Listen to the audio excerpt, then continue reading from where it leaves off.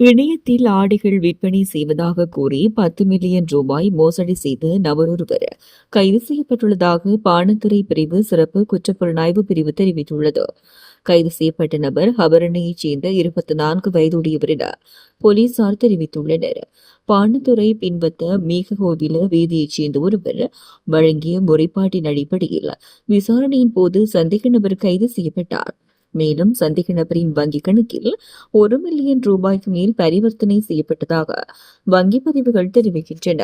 Telegram செயலி மூலம் மதிப்புமிக்க ஆடைகள் இணையத்தில் விற்கப்படுவதாகவும், இணைப்பை கிளிக் செய்ததால் பல லட்சம் ரூபாய் பரிசை வென்றுள்ளதாகவும் குறுந்தகவல் அனுப்பப்பட்டதாக பாதிக்கப்பட்டவர் தெரிவித்துள்ளார். அதற்கமைய அதனை பெற ஒரு தொகை பணத்தை வைப்பு செய்துள்ளார்.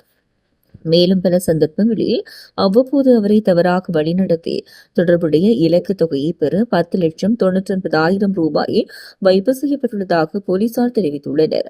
சந்தேக நபர் பாணத்துறை நீதவான் நீதிமன்றத்தில் முன்னிலைப்படுத்தப்பட உள்ளார். மேலும் சந்தேக நபர்கள் கைது செய்யப்படுவார்கள் என போலீசார் தெரிவித்துள்ளனர்.